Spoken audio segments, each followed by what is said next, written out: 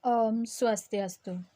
Judul proposal penelitian ini yaitu Analisis Penentuan Harga Pokok Produksi dan Harga Jual Produk Seragam Sekolah pada UDR Cemerlang Singaraja. Perkenalkan, nama saya Nilus Ribudi Lestari, NIM 17170512202. Terima kasih saya ucapkan kepada Ibu Niwayan Yulianita Dewi SEAKMSA selaku dosen pembimbing utama, Bapak Dr. Gede Adi Yuniarta SEAKMSI selaku dosen pembimbing pendamping, serta Ibu Nilo Gede Erni Sulindawati SEAKMPD selaku dosen penelaah yang telah bersedia hadir pada kesempatan kali ini. Untuk mempersingkat waktu, langsung saja pada topik pembahasan. Latar belakang. Tujuan utama setiap perusahaan dalam menjalankan suatu usaha, yakni untuk meraih laba atau profit. Tingkat penjualan yang tinggi adalah sasaran yang harus dicapai oleh suatu perusahaan. Dengan tingginya tingkat penjualan dapat diharapkan memberikan laba yang tinggi pula bagi perusahaan tersebut. Adapun yang bertanggung jawab dalam hal tersebut, yaitu manajer perusahaan. Jika dilihat dari kegiatan utamanya, perusahaan dibagi dalam 3 bentuk, yaitu perusahaan jasa, perusahaan dagang, dan perusahaan manufaktur. Perusahaan manufaktur memiliki proses yang paling panjang untuk dapat menjual suatu produk akhir. Oleh Ikatan Akuntan Indonesia, istilah biaya diganti dengan beban. Istilah beban yaitu penurunan manfaat ekonomi selama suatu periode akuntansi dalam bentuk arus keluar atau berkurangnya aktiva atau terjadinya kewajiban yang mengakibatkan penurunan ekuitas yang tidak menyangkut pembagian kepada pemegang saham.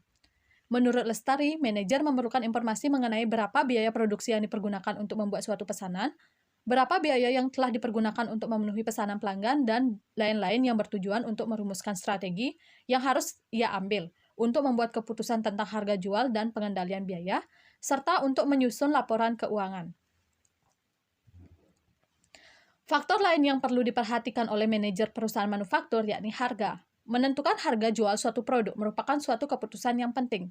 Tujuan utama dari menentukan harga adalah mendapatkan laba.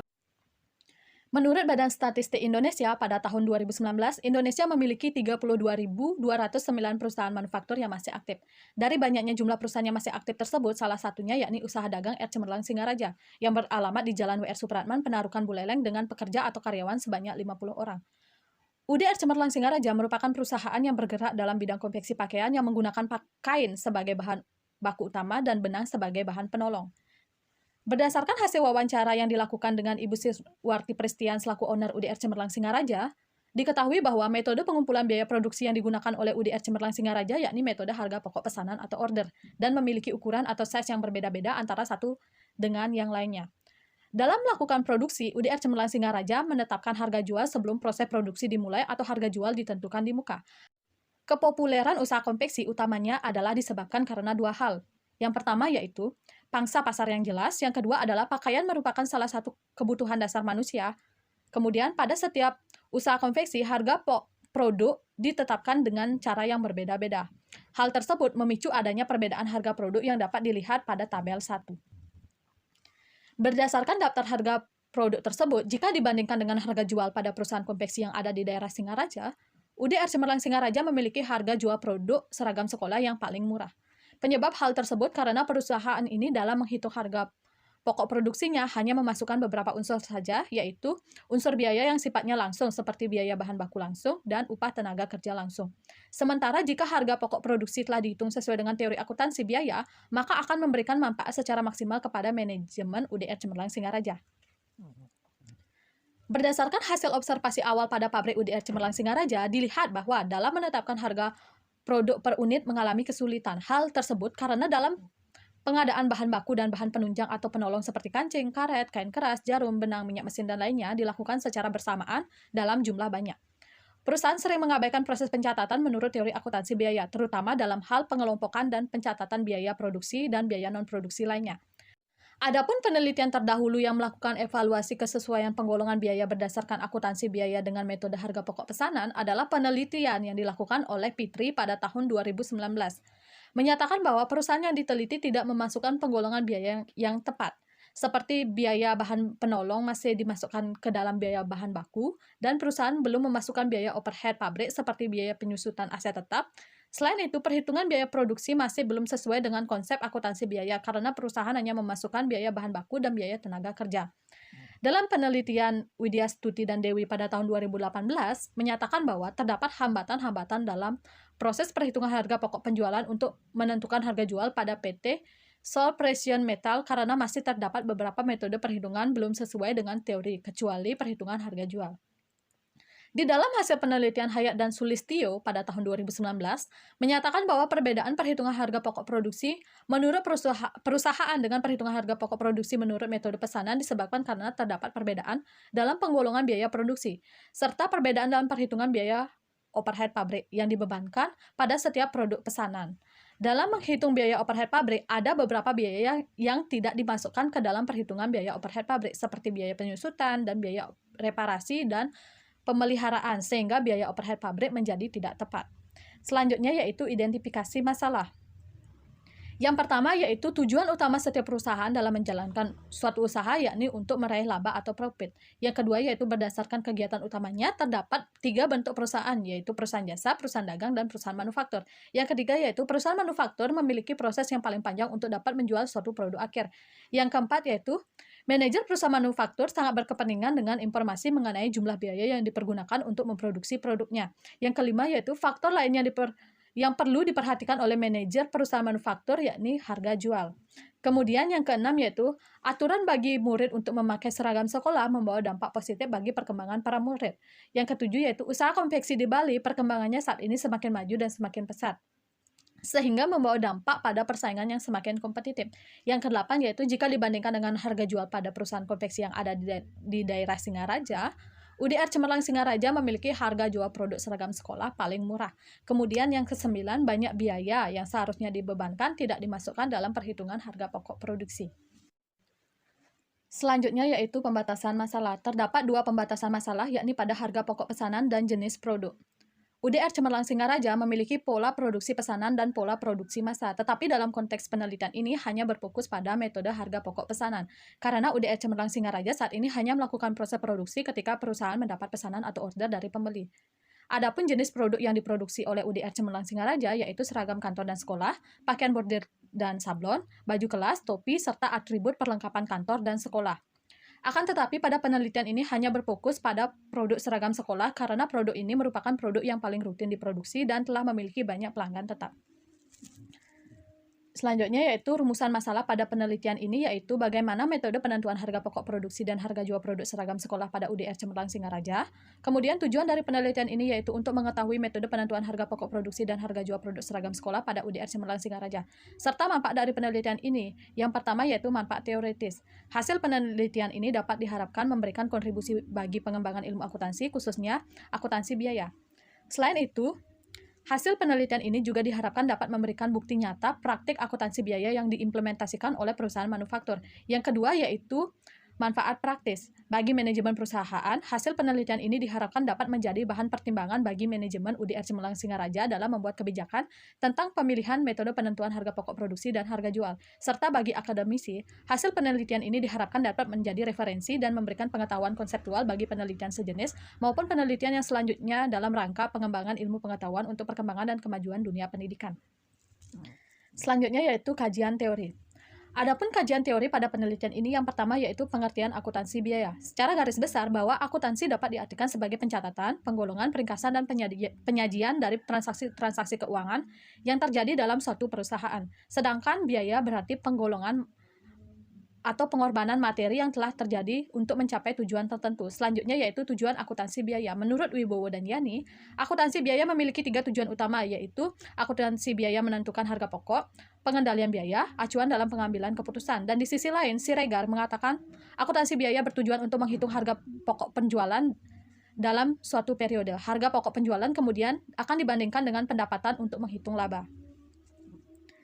Selanjutnya yaitu pengertian dan klasifikasi biaya. Menurut Siregar, biaya adalah kos barang atau jasa yang telah memberikan manfaat yang digunakan untuk memperoleh pendapatan. Pengklasifikasian biaya menurut Siregar antara lain yang satu yaitu berdasarkan hubungannya dengan produk, biaya dapat digolongkan menjadi 2, yaitu biaya langsung dan biaya tidak langsung. Kemudian yang kedua yaitu jika dilihat dari hubungannya biaya dengan volume kegiatan diklasifikasikan menjadi 3, yaitu biaya variabel, biaya tetap, dan biaya campuran. Sedangkan menurut Sinurat ada beberapa konsep yang sering digunakan. Yang pertama yaitu harga perolehan atau harga pokok atau expense, yaitu adanya jumlah uang yang dapat diukur dalam satuan uang. Yang kedua adalah biaya atau cost, yaitu harga perolehan yang digunakan untuk memperoleh pendapatan sehingga akan mengurangi penghasilan. Yang ketiga adalah penghasilan dalam bentuk jumlah uang yang dapat diukur. Yang keempat adalah rugi atau laba atau profit and loss, adalah hasil dari proses pembandingan antara semua penghasilan dengan semua biaya dalam suatu periode akuntansi. Serta yang terakhir yaitu rugi atau berkurangnya aktiva atau kekayaan perusahaan yang bukan disebabkan karena pengambilan modal oleh pemilik, namun tidak ada manfaat yang diperoleh dari berkurangnya aktiva tersebut. Perilaku biaya dapat diartikan sebagai bagaimana sebuah biaya dapat merespon sebuah perusahaan pada level aktiva tertentu pada suatu rentang relevan yang sama. Menurut Lestari, konsep biaya atau cost behavior yaitu istilah umum untuk menggambarkan apakah biaya merupakan masukan atau input aktivitas yang tepat atau tetap atau berubah-ubah dalam hubungannya dengan perubahan keluaran aktivitas. Dengan demikian, jika dilihat dari perilakunya, biaya dapat dikelompokkan menjadi 3, yaitu biaya variabel, biaya tetap, dan biaya semi variabel. Selanjutnya yaitu teori tentang metode pengumpulan harga pokok produksi yang diklasifikasikan menjadi 2, yaitu yang pertama metode harga pokok pesanan yang merupakan metode pengumpulan harga pokok di mana biaya dikumpulkan untuk setiap pesanan atau kontrak jasa secara terpisah dan setiap pesanan atau kontrak dapat dipisahkan identitasnya. Dan yang kedua yaitu metode harga pokok proses yang merupakan suatu metode di mana bahan baku, tenaga kerja langsung, dan biaya overhead pabrik dibebankan ke pusat biaya atau departemen.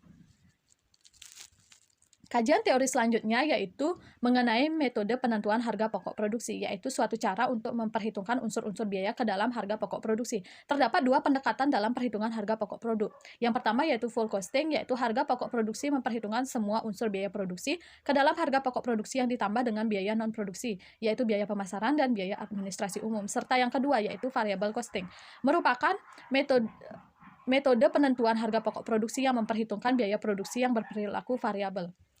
Kajian teori yang terakhir yaitu mengenai metode penentuan harga jual. Menurut Supriyono, harga jual merupakan jumlah moneter yang dibebankan oleh suatu unit usaha kepada pembeli atau pelanggan atas barang atau jasa yang dijual atau diserahkan. Serta menurut Mulyadi, ada 4 metode dalam menentukan harga jual. Yang pertama yaitu menentukan harga jual normal, yang kedua yaitu penentuan harga jual dalam cost type kontrak, yang ketiga yaitu penentuan harga jual pesanan khusus, serta yang terakhir yaitu penentuan harga jual produk atau jasa yang dihasilkan oleh perusahaan yang diatur dengan perusahaan pemerintah. Adapun 8 penelitian terdahulu penelitian. Yang pertama yaitu rancangan penelitian. Penelitian ini menggunakan metode pendekatan kualitatif, di mana peneliti akan melakukan observasi langsung ke lapangan dan mengumpulkan data-data yang akan dianalisis berdasarkan pengamatan dan pengetahuan peneliti. Rancangan penelitian ini tersaji pada gambar berikut. Yang pertama yakni judul penelitian, kemudian langkah selanjutnya yaitu merumuskan masalah. Terdapat pula kajian teori, selanjutnya yaitu menetapkan metode dan instrumen pengumpulan data. Setelah itu melakukan analisis data untuk membuat hasil penelitian dan pembahasan, serta yang terakhir yaitu menarik kesimpulan dan saran. Selanjutnya yaitu subjek dan objek penelitian. Subjek dalam penelitian ini adalah manajemen UDR Cemerlang Singaraja, sedangkan objek dalam penelitian ini adalah metode penentuan harga pokok produksi dan metode penentuan harga jual pada UDR Cemerlang Singaraja. Kemudian agar tidak salah dalam mengartikan atau memberi maksud untuk istilah pokok yang sangat penting dalam suatu penelitian, maka diperlukan adanya variabel sebagai pedoman. Adapun 2 variabel yang terdapat dalam penelitian ini yaitu metode penentuan harga pokok produksi dan metode penentuan harga jual. Menurut Mulyadi, metode penentuan harga pokok produksi adalah cara untuk memperhitungkan unsur-unsur biaya ke dalam harga pokok produksi. Dalam memperhitungkan unsur-unsur biaya ke dalam harga pokok produksi, terdapat 2 pendekatan, yaitu full costing dan variable costing. Sedangkan metode penentuan harga jual merupakan cara untuk menghitung suatu nilai yang dapat menutupi seluruh biaya yang membebankan barang atau jasa yang dihasilkan ditambah dengan sejumlah keuntungan yang diinginkan oleh perusahaan. Terdapat 4 metode dalam penentuan harga jual, yaitu penentuan harga jual dalam keadaan normal, penentuan harga jual dalam cost type kontrak, penentuan harga jual pesanan khusus, dan penentuan harga jual produk atau jasa yang dihasilkan oleh perusahaan yang diatur dengan perusahaan pemerintah. Yang keempat yaitu metode dan instrumen pengumpulan data. Metode pengumpulan data yang digunakan dalam penelitian ini ada 3. Yang pertama yaitu metode wawancara. Pada penelitian ini, peneliti akan melakukan wawancara dengan manajemen UDR Cemerlang Singaraja sebagai narasumber untuk menggali informasi terkait metode penentuan harga pokok produksi dan metode penentuan harga jual yang digunakan oleh manajemen UDR Cemerlang Singaraja. Yang kedua yaitu metode observasi yang dilakukan observasi pada proses transaksi antara manajemen UDR Cemerlang Singaraja dengan pelanggan atau konsumen ketika menerima pesanan. Observasi dilakukan untuk mengetahui biaya produksi serta kesepakatan harga produk, serta untuk melihat interaksi antara manajemen UDR Cemerlang Singaraja dan pelanggan atau konsumen selama proses transaksi. Serta yang ketiga yaitu metode dokumentasi. Peneliti akan mendokumentasikan bahan baku, bahan penolong, dan tenaga kerja yang ada pada UDR Cemerlang Singaraja untuk menambah keabsahan data pada penelitian ini terkait penggolongan biaya yang diterapkan oleh UDR Cemerlang Singaraja. Selain itu, peneliti juga akan mendokumentasikan laporan keuangan yang dimiliki oleh UDR Cemerlang Singaraja sebagai bahan pembanding antara perhitungan yang dilakukan oleh perusahaan dengan perhitungan berdasarkan ilmu akuntansi biaya. Selanjutnya yaitu instrumen pengumpulan data. Yang akan digunakan pada penelitian ini adalah peneliti sendiri. Dalam penelitian kualitatif, peneliti merupakan instrumen utama dalam mengumpulkan data dan menginterpretasikan data dengan dibimbing oleh pedoman wawancara untuk menggali sebanyak-banyaknya tentang apa, mengapa, dan bagaimana tentang masalah yang diberikan oleh peneliti. Pedoman ini merupakan garis besar pertanyaan-pertanyaan yang akan diberikan peneliti kepada subjek peneliti sebagaimana terlampir pada lampiran 1 yaitu transkrip wawancara. Kemudian metode dan teknik analisis data. Analisis data yang digunakan dalam penelitian ini adalah analisis deskriptif. Peneliti akan menggunakan teknik analisis data kualitatif model interaktif dari Miles dan Haberman dengan menerapkan 3 langkah. Yang pertama yaitu reduksi data, yang kedua yaitu penyajian data, dan yang ketiga yaitu menarik kesimpulan atau verifikasi. Serta pada uji keabsahan data, peneliti akan menggunakan teknik triangulasi. Teknik triangulasi adalah teknik pengumpulan data yang bersifat menggabungkan dari berbagai teknik yang ada dan sumber yang ada. Maka sebenarnya peneliti telah melakukan pengujian kredibilitas data sekaligus mengumpulkan data. Dalam penelitian ini, peneliti menggunakan triangulasi sumber, triangulasi teknik, dan triangulasi waktu. Demikian yang dapat saya paparkan. Akhir kata saya ucapkan terima kasih. Om Santi Santi Santi Om.